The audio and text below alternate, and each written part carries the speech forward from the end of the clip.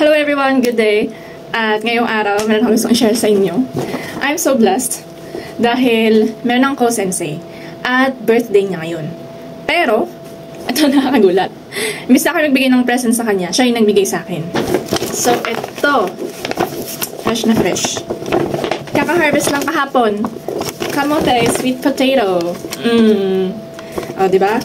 At, meron pa akong natutunan. Sabi niya, mas masarap siya or mas ma-enjoy mo siya kapag hinintay mo siya ng 2 weeks.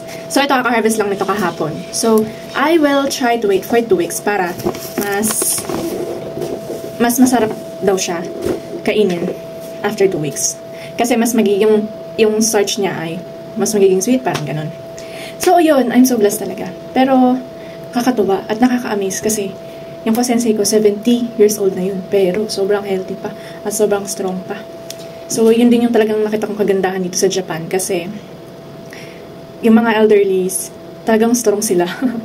At, syempre, tayo goal din natin na maabot natin yung ganong edad, diba? Imagine, 70 years old at nagtuturo pa rin siya ngayon dun sa school.